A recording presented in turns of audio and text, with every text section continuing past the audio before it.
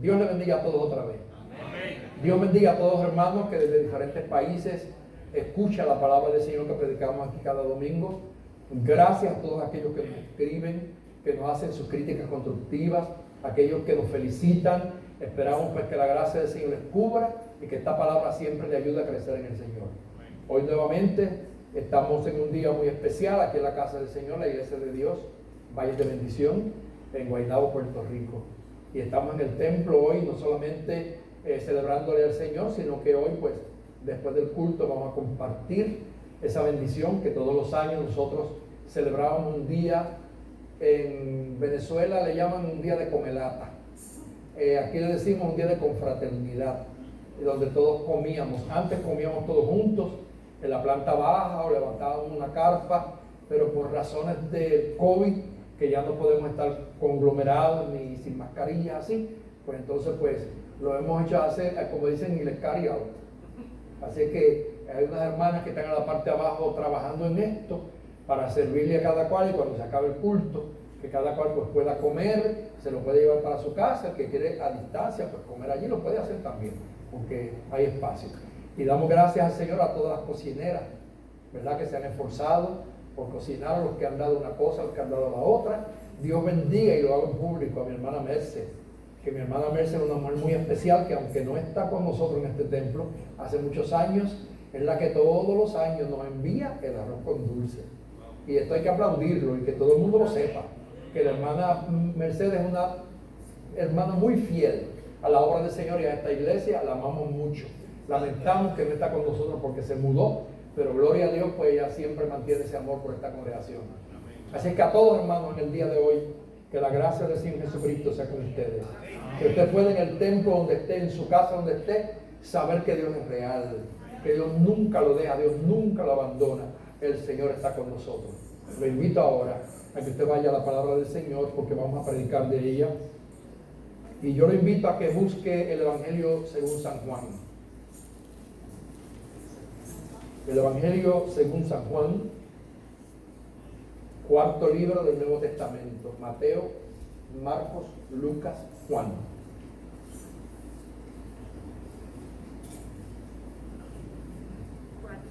Usted va a ir al capítulo primero. Juan, capítulo primero.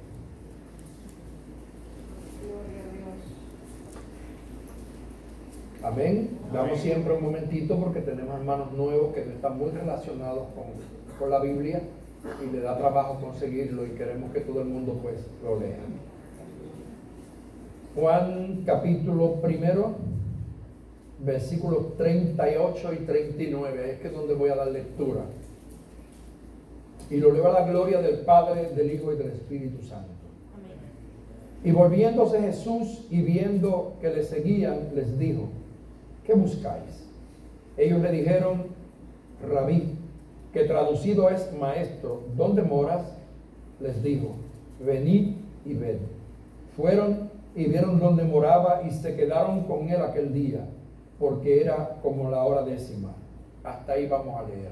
Te glorifico, Señor, y te doy gracias por haberme escogido para una vez más ser portavoz del Evangelio.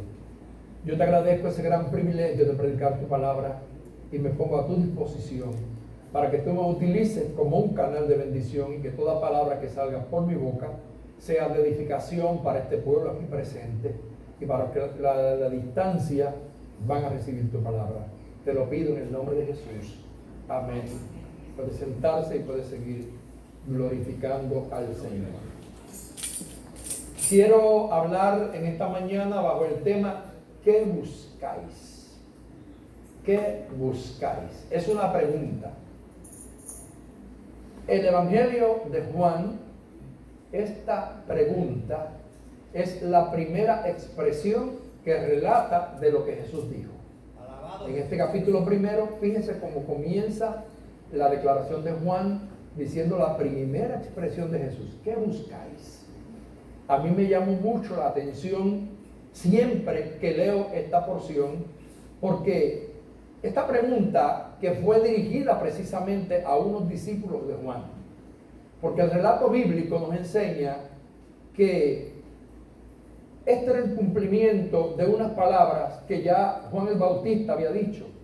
En Juan 3:30, mire lo que Juan había dicho. Es necesario que Él crezca, pero que yo mengüe. Es Juan el que declara que después de Él vendría alguien que era mayor que Él. Juan dice que el que venía bautizaría en Espíritu Santo y fuego. Y Él decía, yo a ustedes los bautizo con agua, pero viene otro después de mí que es mayor que yo. Y Él, mire cómo lo presenta. Yo no soy digno ni de desatar la correa de sus sandalias. Por lo tanto, yo pienso que aquellos discípulos, porque Juan tenía muchos discípulos que le seguían, aquellos discípulos de Juan grabaron en su mente y en su corazón estas palabras de Juan, y yo pienso que estaban a la expectativa del momento en que se presentara la persona de la que Juan hablaba. ¡Aleluya! Un día, cuando Jesús viene a bautizarse, donde estaba Juan bautizando en el Jordán, Juan lo ve venir. ¿Y qué digo? He aquí el Cordero de Dios que quita el pecado del mundo. Jesús llega al Jordán y Juan le dice, tú vienes a mí para que yo te bautice. Si el que debo ser bautizado por ti soy yo. Y Jesús le dijo, deja ahora, o sea, cógelo suave, tranquilo, porque es necesario que esto así acontezca. Así que el ministerio de Jesús comienza, luego que él es bautizado, y un día, cuando los discípulos de Juan están presentes con él, ven a Jesús y por la declaración que Juan ha hecho, ellos se sienten motivados. Y al Juan expresar esa expresión de que Jesús es el Cordero de Dios, ellos se van detrás de Jesús, dos de ellos, y dejan a Juan. Y cuando se van detrás de Jesús, Jesús se torna y le pregunta, ¿qué buscáis? Esa pregunta, yo creo que hoy en día, para ti y para mí, nos debe ser motivo de reflexión. ¿Por qué? Aún estamos aquí en el templo y yo me atrevo a preguntar a cada cual, ¿qué usted busca al llegar al templo? Eliasín, ¿qué tú buscas siendo cristiano? Creo que todavía está vigente la expresión de Jesús para cada individuo en esta tierra. ¿Qué buscáis? Porque usted sabe que hay mucha gente que asiste a los templos buscando ¿qué? ¿Buscando qué? Hay gente que va a un templo buscando una novia. ¿Por qué? Porque hay jóvenes que dicen, las muchachas evangélicas son serias. Bueno, veremos a ver si es que son verdaderamente evangélicas o si es que son verdaderas cristianas. Porque donde quiera que las hay, las hay. O sea, usted no crea que porque una persona se vista como se viste, lo de adentro está igual que lo de afuera. Aleluya. No. ¿Qué buscáis? Entonces, yo he escuchado muchos hombres, porque yo soy un hombre, y yo he escuchado hombres del mundo que dicen, el día que yo me case, yo voy a ir a una iglesia evangélica, porque yo me quiero casar con una muchacha evangélica, porque esas sí son buenas. Ojalá y sea verdad. Y yo no estoy diciendo que son malas, pero lo que estoy diciendo es que todo depende de la relación que cada persona tenga o haya tenido con Jesucristo. Porque el hecho de venir a un templo no significa que la persona venga buscando la presencia de Dios ni la persona de Jesús. Hay quien va a los templos buscando fama. Usted lo ha visto, por ejemplo, desde la década de los 80, bueno, vamos a decir un poquito más atrás, desde los 70, hubo un auge de una serie de artistas del mundo, de cantantes, que de repente empezaron como a convertirse supuestamente. Y usted oía, fulano se convirtió y fulano se convirtió. Y todo el mundo bien contento, bien contento. A la larga, nos dimos cuenta que muchos de ellos simplemente vinieron a la iglesia, ¿sabe qué? Buscando más fama. ¿Por qué? Porque a veces su salsa o su merengue en el mundo había comenzado a decaer. Y se dieron cuenta que en el pueblo evangélico o en el pueblo cristiano había una masa de gente que no escuchaba su música por el vocabulario que contenía y dijeron, pues vamos a cambiar el ritmo. O sea, le dejamos el ritmo, pero le cambiamos las palabras y nos metemos evangélicos. Y llegaron, y usted sabe cuántos cantantes del mundo se hicieron famosos dentro de la iglesia. Que los evangélicos los hicieron ricos, porque venían con sus montones de CD y se paraban en las puertas de los templos después del culto para que los hermanos le compraran los CDs. Y entonces, ¿qué pasa? A la larga, usted veía que dentro de un año o dos, usted los veía nuevamente en las plazas públicas de Puerto Rico, bailando merengue, bailando salsa, las fiestas patronales. Entonces, ¿qué sucede? El evangelio no es así. O yo soy de Dios, o yo soy del diablo. Porque la Biblia dice que no se puede servir a dos señores. Porque cuando se sirve a dos señores, se aborrece a uno y se ama al otro. Entonces, a la larga, ¿qué trajo esto? Una serie de confusiones que hoy en día vivimos en una época en la iglesia, en el evangelio, que ya no se sabe quién es y quién no es. Porque los de adentro hablan como los de afuera. Los de adentro visten como los de afuera. Los de adentro actúan como los de afuera. ¿Por qué? Porque muy pocas personas están buscando la persona de Jesús. Aquellos dos discípulos van detrás de Jesús siguiéndole porque habían entendido que lo que había dicho Juan era una realidad. Ese era el Cordero de Dios.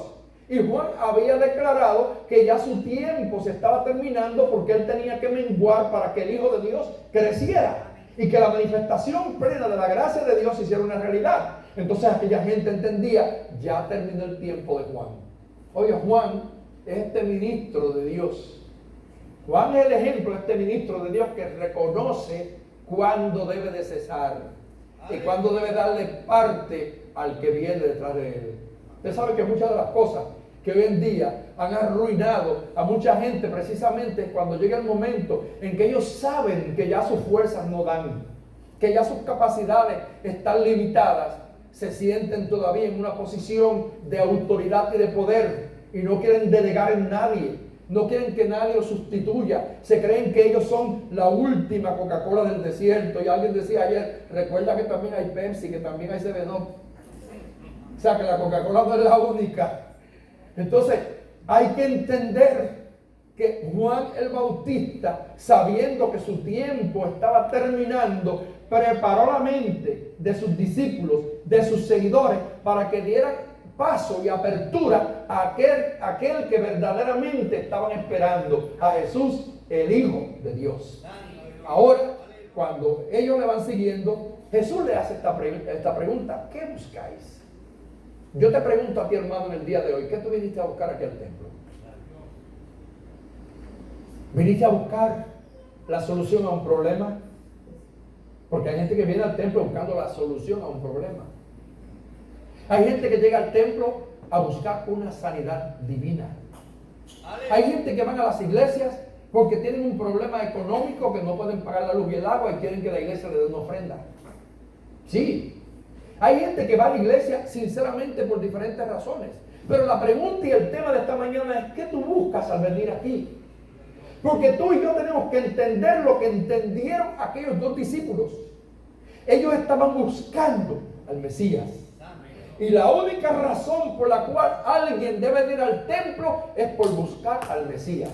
Aquí usted no viene a buscar la cara bonita de nadie, ni viene a buscar la elocuencia que tenga el predicador, ni viene a buscar los bienes o los beneficios adicionales. Usted viene a buscar la presencia misma de nuestro Señor Jesucristo, porque sin ella no somos nada.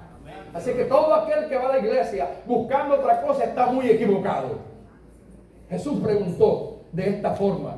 Mire, ahora Juan, al haberle anunciado a los discípulos, es necesario que usted vaya bien al capítulo 1, versículo 24 al 27, que yo se los voy a leer. Versículo 24 al 27, que dice: y los que habían sido enviados eran de los fariseos, y le preguntaron y le dijeron: ¿por qué pues bautizas si tú no eres el Cristo, ni Elías, ni el profeta? Juan les respondió diciendo: yo bautizo con agua, mas en medio de vosotros está uno a quien vosotros no conocéis. Escuche esto. Esta frase a mí me tocó y me llamó la atención. Porque los fariseos habían sido enviados para probar a Juan. Querían que Juan el Bautista le dijera verdaderamente quién era él, si era el Cristo, si era un profeta, si era Elías, si era alguno de ellos. Bueno, y ahora la declaración de Juan es: en medio de ustedes hay alguien a quien ustedes no conocen. Y esa expresión es profunda. ¿Sabe por qué? Porque los fariseos eran una secta religiosa que se las daban de que conocían la ley de Dios, de que conocían las profecías, de que conocían de aquellas cosas espirituales. Por lo tanto, en este momento, cuando ellos están allí, Juan le dice: ustedes no lo conocen. ¿Saben cuánta gente hay que están en la casa de Dios y no conocen a Jesús? Porque Jesús estaba con ellos todos los días en la sinagoga. Jesús discutía con los maestros de la ley. Jesús discutía con todos aquellos que conocían de la ley del Antiguo Testamento y veían que la sabiduría que había en él era distinta a la sabiduría de los doctores de la ley, porque todos se quedaban asombrados. Sin embargo, sus mentes, sus ojos, sus corazones estaban velados. Tenían un velo puesto que no se daban cuenta que el que estaba allí era el Mesías de que tanto hablaban. Porque todo el tiempo el mensaje de Israel era anunciar la llegada de un Mesías. Y el Mesías viene y no lo reconocen. Por eso es que Juan tiene que decir: a los suyos vino y los suyos no le recibieron. Gloria a Dios. El ser humano tiene que tener la visión de entender cuando Jesús está presente en un lugar. Hay cuantos relatos bíblicos que me llenan a mí de gozo, porque hubo gente como María, la hermana de Lázaro, que cuando Jesús estaba en su casa, ella aprovechó la presencia de Jesús. Tú y yo tenemos que aprovechar estos momentos, hermano. Mire, estamos en el templo, aproveche el culto de principio a fin. Venga a la casa de Dios con la disposición de usted tener un encuentro personal con Jesucristo. Y no estoy hablando simplemente del encuentro personal que surge en el momento en que eres salvo. Estoy diciéndote que cada vez que estés en el culto debes de tener un encuentro con el Señor. Sentir que Dios te habla. Sentir que Dios te fortalece. Sentir que Dios te consuela. Sentir que Dios te exhorta. Que Él está aquí. ¿Cuánto lo creen? ¿Cuánto lo sienten? Oiga, yo no veo a Jesús. Físicamente nunca lo he visto. Pero yo lo siento que está conmigo. Yo sé que camina a mi lado.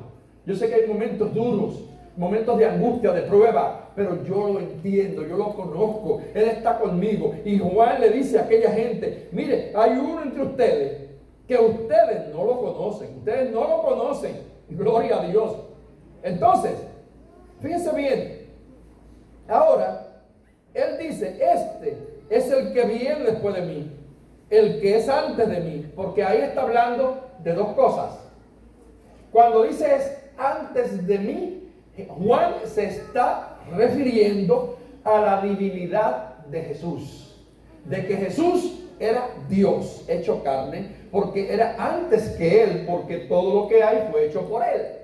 Por lo tanto, él está ahí relacionando la divinidad de Jesús y también el ministerio de Jesús. Dice: él después de mí, en el sentido de que él comenzará a ministrar ya que yo he preparado el camino para él.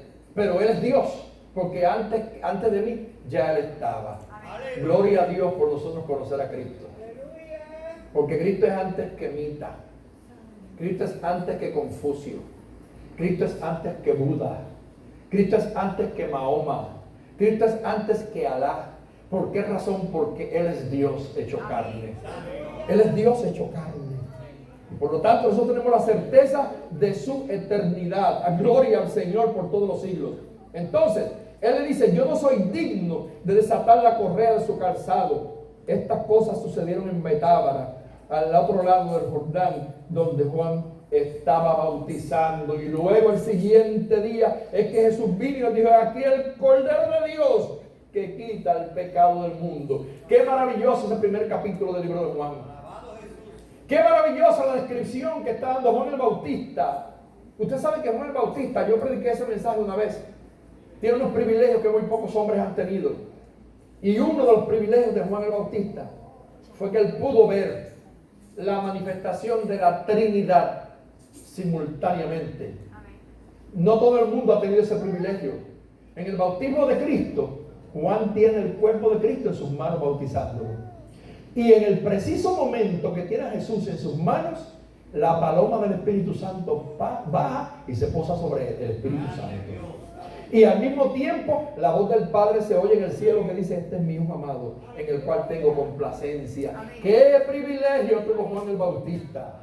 Por eso fue que Jesús dijo más adelante que de los nacidos de mujer no ha habido un profeta más grande que ese. Pero después dice que el más chiquito en el reino de los cielos es más grande que él.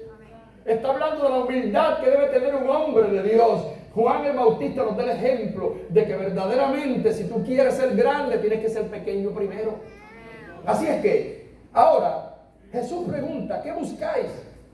Y ellos, fíjense bien, le dijeron rabí, que traducido es maestro. La palabra rabí o rabino significa maestro. Y ellos le responden con otra pregunta, porque Jesús le dijo: ¿qué buscáis? Ellos no dijeron al Mesías, sino que le responden con otra pregunta: ¿dónde moras?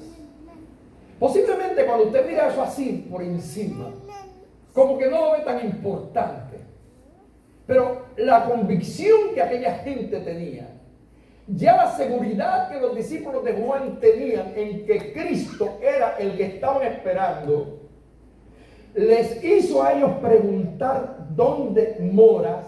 Porque tenían la intención de cambiar de maestro. Se dieron cuenta que ahora ya no estarían más con Juan el Bautista, que les había enseñado el camino al verdadero camino que llegaba. Y por eso ahora ellos le preguntan: ¿dónde moras? ¿Qué Jesús le responde? Venid y ven. Vengan y vean.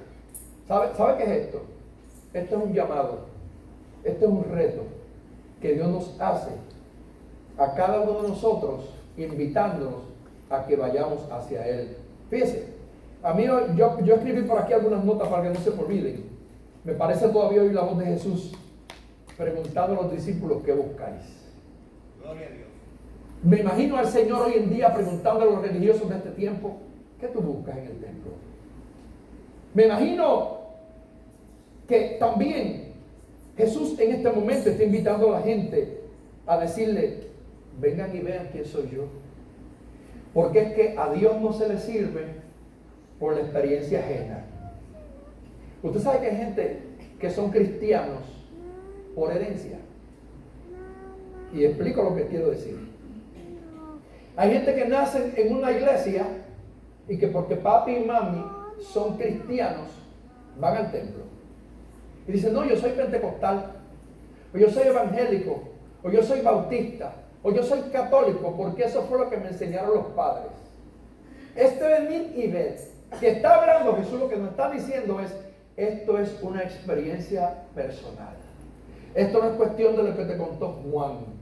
Ahora tienes que verme a mí personalmente. Esto no es cuestión de lo que te dijo Pedro. Esto no es cuestión de lo que te enseñó mami o papi o el pastor. Es que tú conozcas a Jesús personalmente. Usted no sabe que hay un relato en el tiempo allá de Eliseo, donde la Biblia nos habla de que había una escuela de profetas y que un día estaban los hijos de los profetas trabajando para construir una casa más grande porque ya no cabían en el lugar donde estaban. Y de momento se fueron a cortar unos cedros. Cuando están cortando los cedros, de momento se le cae a uno el hacha. Y el hacha cae en el agua y el hacha se pierde ahí dentro. ¿Y qué pasa? Que fíjense la expresión de aquel hombre. Le dice: ay, Señor mío, era prestada. ¿Qué significaba aquello? Que el temor del hombre que pierde el hacha no es en sí el haber perdido el hacha, sino que el problema era que no era suya, era prestada. Y cuando tú tienes algo que no te pertenece, tienes que responderle al dueño por ello. Por lo tanto, si se te pierde algo prestado, no es lo mismo que si se te pierde algo propio. Y ahora le dice: ah, Señor mío, era prestada. Ahí fue uno de los milagros que Eliseo hizo flotar el hacha. El hacha nuevamente salió del agua y se le entregó. De ahí yo predico un mensaje hace muchos años que lo titulé El peligro del préstamo. ¿Sabe por qué? Porque hay gente que es lo que estoy diciendo hoy. Cuando Jesús le dice a la gente: venid y ved, te está diciendo: yo no quiero que tú creas en mí porque papi creyó. Yo quiero que tú creas en mí porque yo soy el que soy. Tienes que creer en mí por experiencia propia, no porque alguien te contó de mí. Ven a mí y ve lo que soy yo. Juan le había hablado a sus discípulos y le había dicho, viene uno más grande que yo, pero ellos ahora tienen que vivir la experiencia personal. Juan sí sabía que ese era el Cordero de Dios cuando lo señaló. Juan sí lo sabía. Pero a ellos les tocaba a ellos conocerlo personalmente. Así es que el problema del que se le perdió el hacha es el problema de mucha gente hoy. Yo he encontrado con mujeres que dicen, no, yo voy a la iglesia porque mi marido va y yo voy a acompañarlo. Así decía mi hermana Regina, la pastora que nosotros teníamos en Haití. Ella dice que como su familia era bautista, pues yo le iglesia bautista. Y ella creció en la iglesia bautista, se bautizó en la iglesia bautista, y su testimonio era grandioso, porque ella dice, yo era miembro del coro más grande de la iglesia bautista. Cantaba en la iglesia bautista hasta un día. Un día, el Señor se le apareció y le dijo, tú eres bautista, pero no me perteneces. Ella dijo, ¿pero cómo? Si yo canto en el coro, si yo voy a la iglesia. Y él le dijo, pero nunca me has conocido a mí. Ahí Regina se tiró de rodillas y dijo, Señor, pues hazme conocerte. Se arrepintió de corazón, le pidió perdón al Señor, y hoy en día los que estaban aquí, los que conocieron a aquella gran mujer de Dios, saben a dónde llegó Regina. Pero ella entonces hablaba de un antes y un después. Regina decía, antes, mientras yo era religiosa, mientras yo iba a la iglesia con un espíritu prestado, porque fue el que recibí de mis padres, por una enseñanza que me dieron, yo hasta ahí era una persona que verdaderamente no conocía a Jesús. Pero cuando yo lo vi, cuando Él se me apareció, cuando Él trató conmigo, mi vida cambió, y de ahí en adelante yo fui una cristiana auténtica. Dios está buscando hoy discípulos, no de Juan, sino discípulos de Cristo. Dios está buscando hoy aquí en el templo y a todos los oyentes que tengamos una experiencia personal con el Señor. Ese llamado de Jesús de venir y ver todavía está vigente. Todavía Dios le dice a la gente, vengan a ver quién soy yo. No vayan al templo simplemente por cumplir con una encomienda que le dio papi o mami. No. Yo recuerdo a doña Brígida, la mamá de Junior que está aquí hoy. Cuando yo llegué a este barrio, yo era un muchachito de 21 años. Y todos los que conocen aquel tiempo saben cómo eran las cosas. Yo llegué a un momento muy difícil para la iglesia. La iglesia se había dividido por unas situaciones que habían sucedido. El pueblo estaba herido, el barrio estaba herido por la iglesia. Atacaban a los cristianos en forma verbal. A mí me hicieron muchos ataques, muchos desprecios, desaires. Eso no fue fácil al comienzo. Pero yo vine enviado por Dios. Y como yo vine enviado por Dios, recuerdo que un día fui a visitar a doña Brígida, la mamá de Junior, que estaba enferma. Y cuando yo llegué a visitar a doña Brígida, que yo no la conocía, yo le dije, mire doña Brígida, yo sé que usted hizo un pacto con su mamá antes de morir. Y usted le dijo que usted nunca iba a cambiar de religión, porque eso fue lo que ella le enseñó a usted, y usted hasta hoy ha guardado ese pacto con su mamá. Aleluya. Ella se quedó sorprendida. Y doña Brígida me dijo, ¿y cómo usted lo sabe? Yo no lo sé, lo sabe Dios. Yo me fui de allí y doña Brígida llamó a Gloria, la hija. Gloria, ven acá. Y le dijo, ¿sabes una cosa? El pastor de la curva es profeta. Y Gloria le dijo, ¿por qué, mamá? Y le dijo, porque ese muchacho a mí no me conoce. Es la primera vez que viene aquí. Y lo que él me dijo, solamente lo sabía mamita y yo. Eso se lo dije yo a mamita cuando estaba muriendo en la cama de muerte. Le dije, mamita, vete tranquila, que yo nunca voy a dejar de ser católica como tú. Yo voy a mantenerme en la religión que tú me enseñaste. ¿Y cómo ese hombre viene y me dice eso a mí? Si eso lo sabía más que mamita y yo. Lo que pasa es que Jesús te conoce, hermano. Jesús conoce a cada cual aquí individualmente. En este relato bíblico, la Biblia dice que cuando fueron a buscar a Natanael, Felipe busca a Natanael, Jesús lo va a venir y le dice, Natanael, yo te vi debajo de la higuera. Es aquí un verdadero israelita. ¿Y cómo tú me conoces? Es que Jesús conoce a todo el mundo, hermano. Usted puede engañar al gobierno, usted puede engañar al pastor, Usted puede engañar a papi, usted puede engañar a su esposa, a su esposo, a su hijo, pero a Dios nadie le engaña, porque Dios conoce a cada cual individual y personalmente. Lo más recóndito y lo más escondido de tu vida y de la mía, lo conoce Dios. Así fue. Gloria a Dios que doña Brígida, antes de morir, rompió aquel pacto con su mamá e hizo un pacto con Jesús. Y doña Brígida se convirtió al evangelio antes de morir. Qué bueno, hermanos, que Dios la salvó. Ahora ya está en el cielo. También Gloria se convirtió, ya está en el cielo. Junior, estamos en turno. Prepárate para que también cuando llegue la hora te encuentres con ella allá. ¿Por qué razón? Porque Dios está interesado en darnos salvación. Jesús le dijo a los discípulos: ¿qué buscan? ¿Dónde moras? Y la Biblia dice que cuando lo siguieron, llegaron al lugar donde Jesús moraba. Yo no sé dónde fue. No hay teólogo que pueda explicarnos dónde fue. La Biblia no nos dice dónde que vivía Jesús, dónde se hospedaba, dónde pernoctaba, pero ellos fueron y se quedaron con él esa noche. Tal vez no era un lugar muy cómodo porque Jesús estaba en diferentes puntos, a veces quedaba en un sitio, otro en otro. Y un día le dijeron: ¿dónde tú vives? Y él dijo: las zorras tienen cuevas y las aves sus nidos, pero el Hijo del Hombre no tiene ni dónde reposar su cabeza.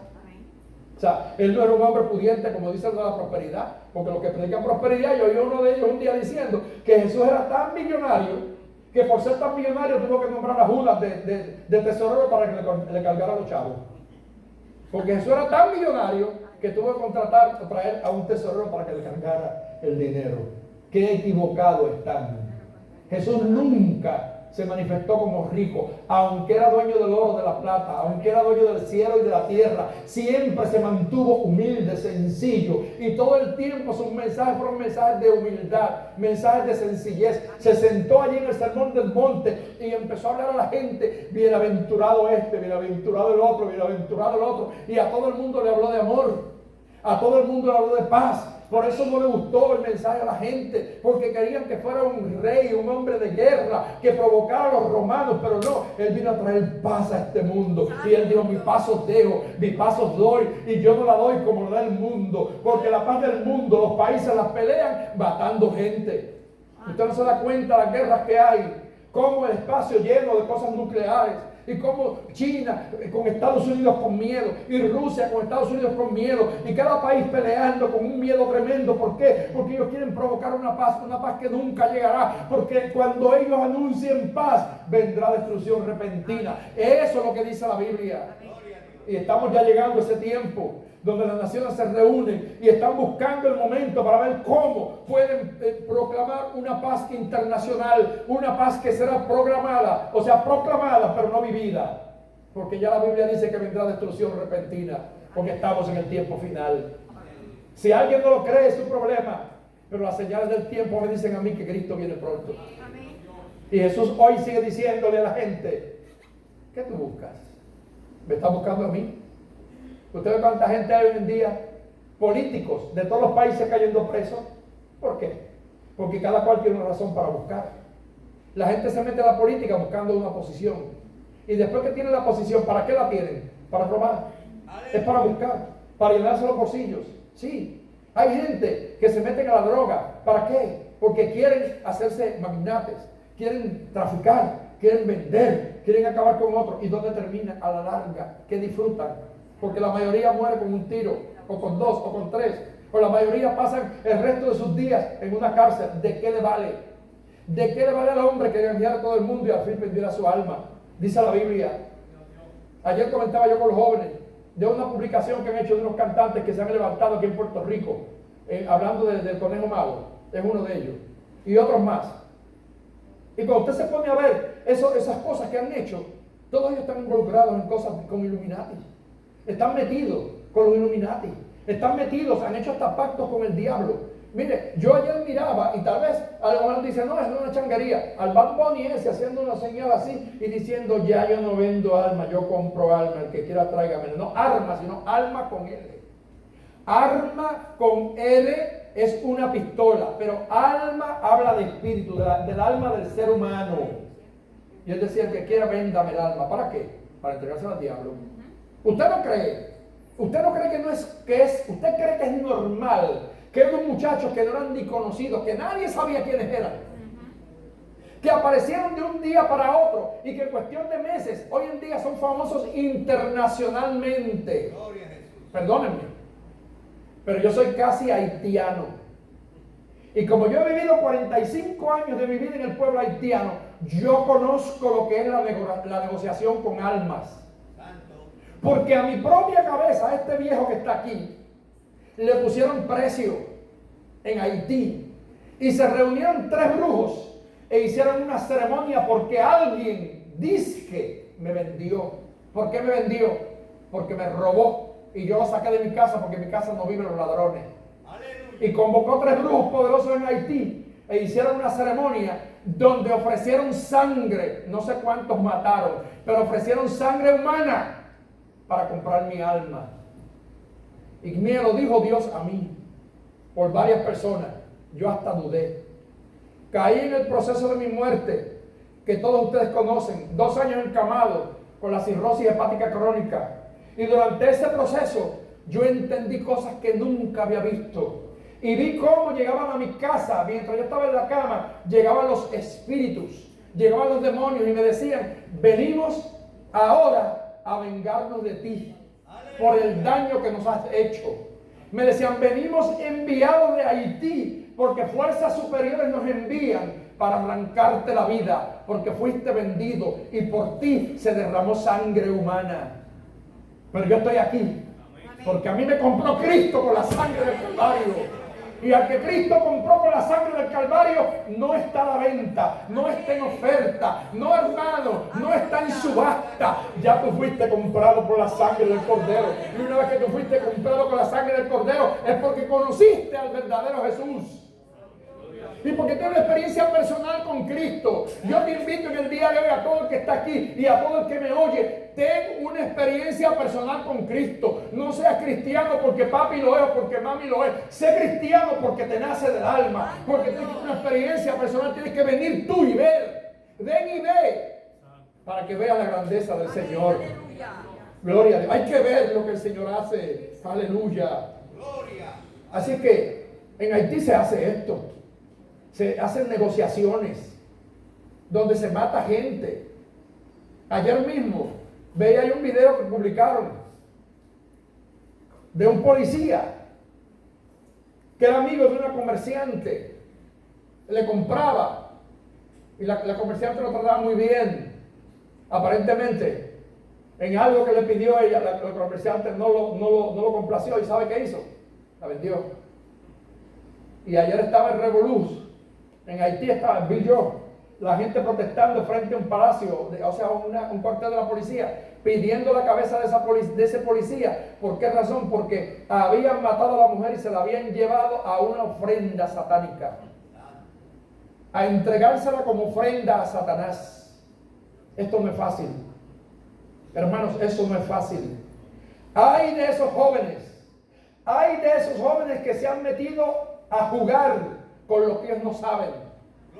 Hay de todos estos cantantes y de todos estos políticos, porque también los hay, que han hecho pacto con las tinieblas. ¿Usted no se acuerda de Doral Bank? Que lo cerraron en Puerto Rico y que descubrieron que habían hasta ceremonias allá adentro.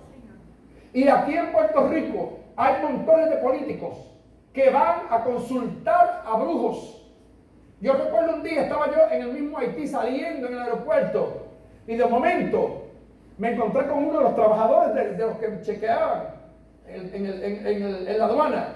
Y me dice: ¿tú eres puertorriqueño? Sí, lo soy, por aquel hombre impresionaba. Y me dijo: yo le hago trabajos a fulana. Y me dijo el nombre. Yo dije: ¿sí? ¿De Puerto Rico? Me dijo: sí, yo no voy allá, pero ella viene acá. Y me dijo: y yo soy brujo. Y yo soy un brujo poderoso. Y ella viene aquí a buscar poderes. Fíjense, gente que viaja de otros países a buscar poderes, a hacer pacto con las tinieblas. Y se atreve hasta a sacrificar niños. Porque dentro del vodú y dentro de la santería y de todo esto hay sacrificio de sangre. Se ofrecen ofrendas de animales y se ofrecen hasta ofrendas de humanos. Gloria a Dios por los que fuimos comprados por Jesucristo. Porque gloria al Señor, que usted y yo el día que fuimos redimidos, nos pusieron un sello aquí. Un sello aquí, que dice propiedad de Dios. Propiedad de Dios. Y yo he hablado otras veces de Enos Emanuel, un brujo poderosísimo de África, que él dijo en su testimonio: yo conocí haciendo brujos a los cristianos verdaderos, porque cuando salía por las calles, todos ellos tienen en su frente una luz encendida que brilla como el sol y que no nos permite ni mirarle la cara. Esa es la protección del Espíritu Santo. La gente no sabe la garantía que hay, porque Satanás no da nada de gratis. Cualquiera que se envuelve en la santería, en la brujería, en el vodú y que comienzan a traficar con almas, no saben que ya el destino final de ellos será un lago de fuego ardiente, porque Satanás lo que quiere es que no ir solo al lugar que le toca. Él quiere arrastrar a la mayoría de la gente que pueda. Así que yo le invito hoy a todos aquellos que no conocen de ese terreno, que no se metan a jugar. Y especialmente, ¿sabe cuánta gente hay que en un tiempo fueron evangélicos, que fueron cristianos y se apartaron y hoy en día están consultando espiritistas?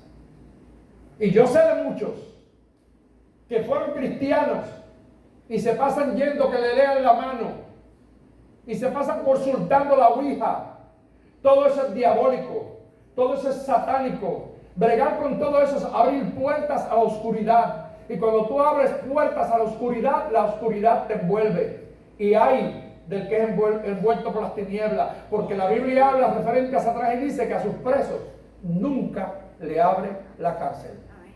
Así que el que queda cautivo de estas cosas, no crea que va a salir fácil de ahí.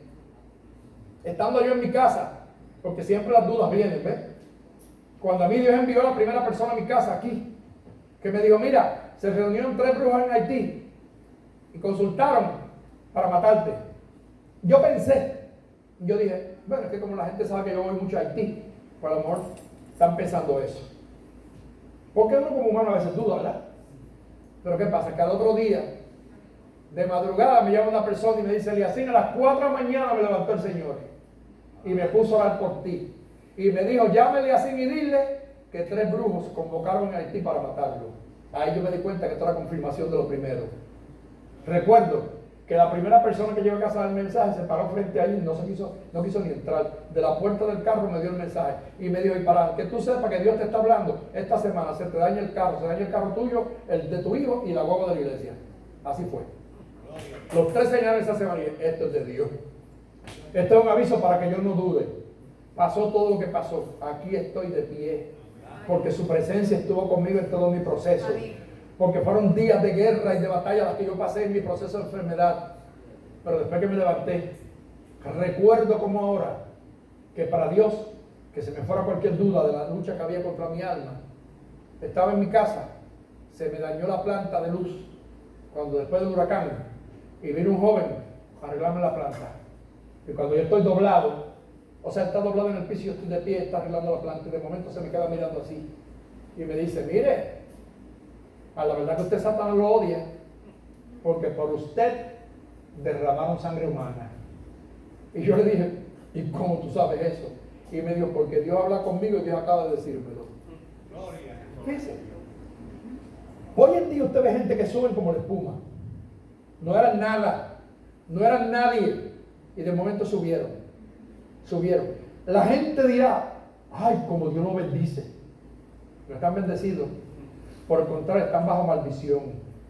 Están teniendo ganancias, están teniendo bienes materiales, pero que en realidad no tienen nada que ver con la bendición divina. Pero, escuche bien, según sube su imperio, así se derrumba su imperio. Según así se hacen famosos, así desaparecen de la noche a la mañana, porque el día en que Satanás venga a cobrar las cuentas, se los va a llevar. Se los va a llevar y los va a llevar al infierno. Ojalá y se arrepientan. Por lo tanto, hoy Dios sigue llamando, y la experiencia que vivieron aquellos discípulos con Jesús todavía está vigente. Jesús todavía está invitando a la gente: ven y ven. Vengan a mí y vean quién yo soy. No experimentes con Lucifer, no experimentes con aquel ni con el otro. Ven y ve quién soy yo. Y una vez que tú veas quién es Jesús, se va a cumplir en ti el Salmo 91. Dice, el que habita el abrigo del Altísimo, ¿qué hace? Morará bajo la sombra del Omnipotente. Ellos le preguntaron al Señor, ¿dónde moras? ¿Dónde habitas? ¿Dónde estás tú? Y fueron allí, y de ahí en adelante se convirtieron en pregoneros de justicia.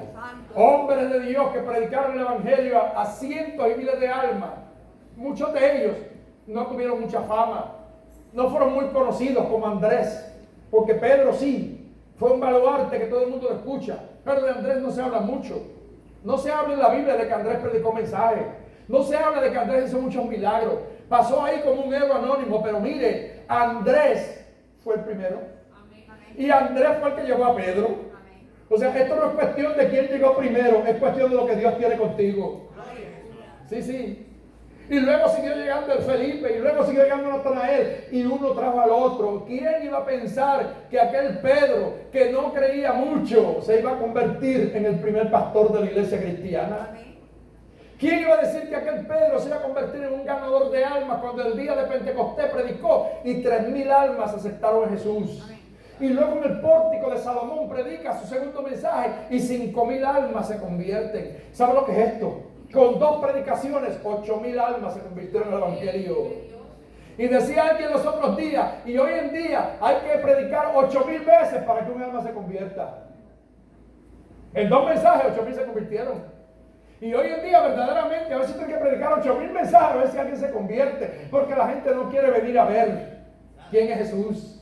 A la gente se le habla de Jesús y se mantienen indiferentes. Ellos creen que todo lo puede. Ellos se creen prepotentes, se creen como que ellos son, usted sabe, lo máximo. Nadie es nada si no tiene Dios. En el día de hoy, mis queridos hermanos, yo creo que tú y yo sepamos que donde moras es una expresión muy importante que hicieron aquellos discípulos, porque es el alma con la necesidad de saber dónde está Dios para poder acercarse a Él. Ellos siguieron a Jesús. Nadie puede a Jesús conocer a Jesús por la experiencia de otro. Mire bien, nosotros sabemos que ese periodo de tiempo que pasó Andrés con Jesús, le hizo conocerle tal como Él era. ¿Por qué? Porque primero, vea la expresión, cuando Andrés y el otro discípulo dejan a Juan y le dicen, Rabí, ¿dónde moras? Rabí, que significa maestro.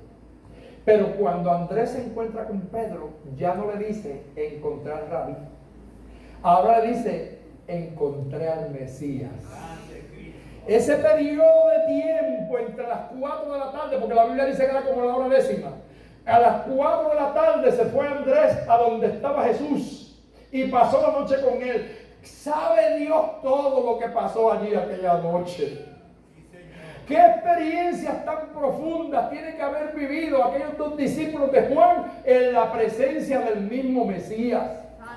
Su concepto y su convicción de ellos cambió, porque ahora ya cambiaron hasta el vocabulario. Ahora ellos no lo llaman más maestro, ahora le llaman el ungido de Dios, que Mesías significa Cristo ungido. Fíjese lo que pasa cuando tú y yo nos metemos con Dios. Yo creo que hace falta hoy en día que vayamos a la presencia del Señor.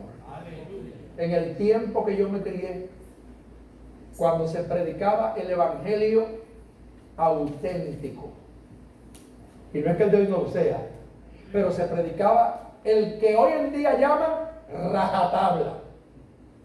¿Oyeron mi expresión? Porque a mí muchos me llaman rajatabla.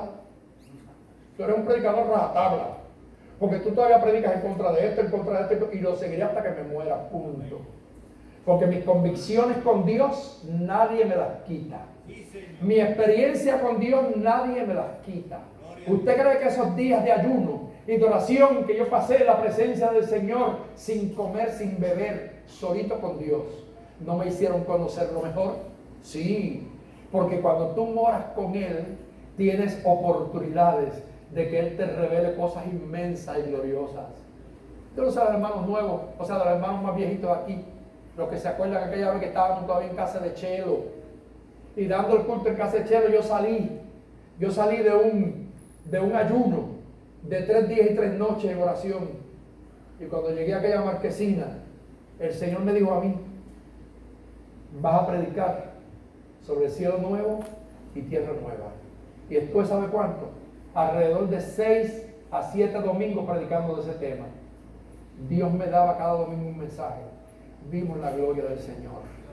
Y yo recuerdo una experiencia que vivimos, no sé cuántos se acordarán, que un día en el mensaje yo dije esta expresión: ¿cuánta gente hubo que le sirvió al Señor por mucho tiempo y que en un momento dado se apartaron del Evangelio y hoy sus almas están lamentándose en el infierno?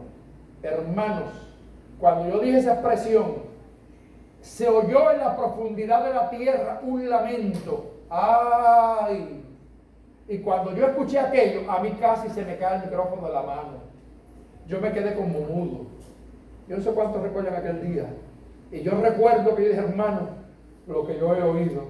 Y el hermano Rafa fue el primero que me dijo: yo lo oí. ¿Qué usted oyó, hermano Rafa? Yo oí debajo de la tierra un lamento.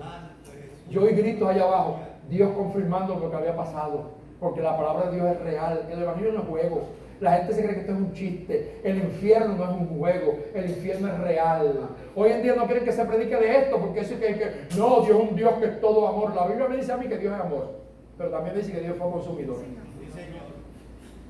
Y que Dios no tolera el pecado del hombre. Si vives en pecado, no importa cómo se llame tu pecado, no hay pecado grande ni pecado pequeño. El pecado es transgresión a la ley de Dios. Y todo aquel que transgrede la ley de Dios, si no se arrepiente y nace de nuevo, va derechito para el infierno, aunque sea ministro, aunque sea pastor, aunque sea evangelista, aunque sea cura, aunque sea diácono, aunque sea cantante, sea lo que sea. Si no ha nacido de nuevo, no hay cielo para él. Esto es cuestión de venir y ver. Venir y ver. Y una vez que tú veas, quédate con él. Yo decidí quedarme con Jesús. 66 cumplo ya ahorita, en 2 semanas. Oiga, qué chévere. 66. Y doy gloria a Dios que esos 66 han sido de Cristo. En mis altas, en mis bajas, con mis defectos y con mis virtudes. Pero hasta el día de hoy nunca he negado a mi Señor. Hasta el día de hoy he procurado por todos los medios mantenerme fiel a su palabra. Y estoy de pie. Y te invito a ti que vengas y lo veas. Ven a verlo porque yo lo vi. El día que lo acepté, él entró a mi corazón y cambió mi vida y todo lo que soy. Y estoy agradecido de él. Dios le bendiga a todos. Dios le guarde. Incline su rostro. Y hay un llamado en el altar hoy. Cualquiera que necesite hoy acercarse a Dios, hacer un pacto con Dios. Cualquiera que no ha conocido el Evangelio y que quiera aceptar a Jesús, este es el día de salvación.